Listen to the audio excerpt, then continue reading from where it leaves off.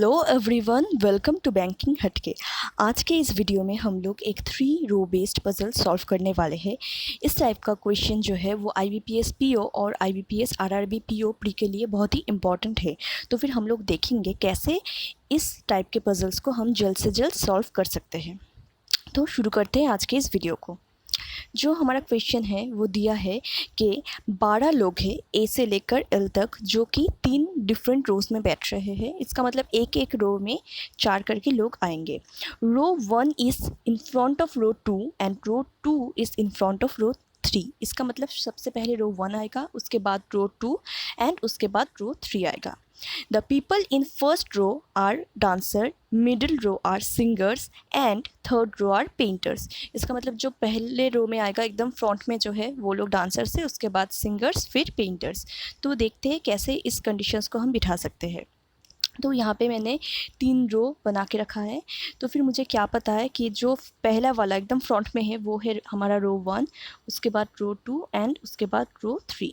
जो एकदम फ्रंट के रो में बैठा है वो क्या है, वो है डांसर, उसके बाद है सिंगर्स और उसके बाद पेंटर्स। तो मैं पहले एक बार लिख लेती हूँ शॉर्ट में, ये है डांसर्स, फिर है हम लोगों का singers and after that it's painters. हमें पता है कि हर एक रो में 4 लोग बैठे हैं, तो फिर मैं 4 पोजीशंस बना लेती हूँ। एकदम सब सामने सामने ही होना चाहिए, ठीक है। तो फिर उसके बाद क्या दिया है, उसके बाद दिया है J is in the left corner in third row. इसका मतलब थर्ड रो में एकदम लेफ्ट कॉर्नर में हमारा J आ जाएगा। उसके बाद E sits in front of I who is next to B। E जो है, E आई के एकदम सामने ही आ जाएगा और आई और बी पास पास बैठे हैं। हमें नहीं पता आई लेफ्ट में है या फिर B. Next D is sitting immediate right of H, they are dancers. H जो है उसके इमीडिएट एकदम राइट में हम लोग को डी मिल जाएगा और दोनों ही डांसर है। इसका मतलब रो 1 में बैठेगा। उसका बाद दिया है कि जी इज़ पेंटर। इसका मतलब जी जो है वो थर्ड रो में बैठ रहा है and he is on the second seat from the right in the row. इसका मतलब राइट एंड से सेकेंड में बैठेगा। इसका मतलब ये हो जाएगा मेरा जी का पोजिशन।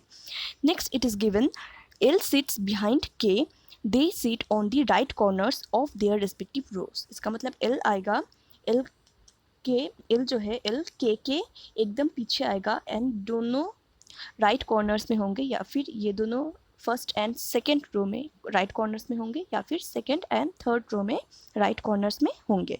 उसके बाद दिया है F जो है, F seats on the left corner and he is a singer. Now singer वाला रो था रो 2, इसका मतलब F जो है लेफ्ट कॉर्नर, इसका मतलब यहाँ पे आ जाएगा। A इज़ अ डांसर, इसका मतलब A फर्स्ट रो में ही आएगा, बट क्या दिया है कि A जो है वो एक्सट्रीम राइट एंड में नहीं आएगा। इसका मतलब इस पोजीशन में नहीं आएगा, बाकी A कहीं पे भी आ सकता है। अभी हम देखते हैं कि इस कंडीशंस को हम कैसे बिठा सकते हैं। हमें पता है कि हमारा जो E है, E आई के जस्ट सामने बैठा है और आई के पास बी है। अभी अगर हम सेकेंड रो में कहीं पे ई को बिठाने जाए, उसके पीछे आई तो मिल जाएगा, लेकिन आई के पास में बिठाने के लिए हमारे पास बी नहीं होगा, तो इसलिए ऐसा हम नहीं ले सकते। नेक्स्ट क्या हो सकता है, ई फर्स्ट रो में हो सकता है। ई अगर फर्स्ट रो में हुआ, एंड में तो नहीं हो सकता, क्योंकि एंड में मुझे पता है के और एल पास पास आएगा।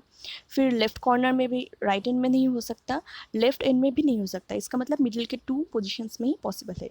अगर हम ई को यहाँ पे लें तो फिर आई हमारा यहाँ पे आ जाएगा और बी कहीं पे भी आ जाए, लेकिन एच और डी हमारे पास पास बैठेंगे। इसका मतलब ए राइट कॉर्नर में आ जाएगा, लेकिन ये भी गिवन है कि ए जो है, ए हमारा कॉर्नर में नहीं बैठा है, एक्सट्रीम राइट एंड में नहीं बैठा है। इसका मतलब ई इस पोजीशन में नहीं आ सकता।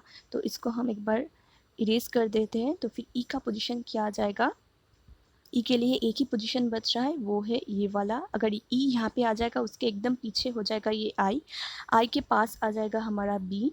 एच और डी जो है एकदम एच के राइट में डी है, इस पोजीशन में आ सकता है, एक ही बच रहा है। इसका मतलब ये हो जाएगा हमारा ए।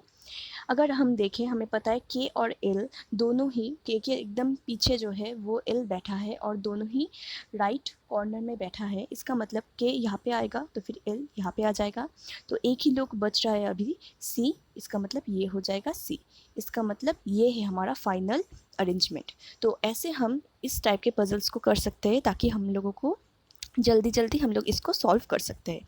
तो उम्मीद करती हूँ कि आपको ये आज का जो पज़ल है वो अच्छा लगा होगा। Thanks for watching. देखते रहिए बैंकिंग हटके।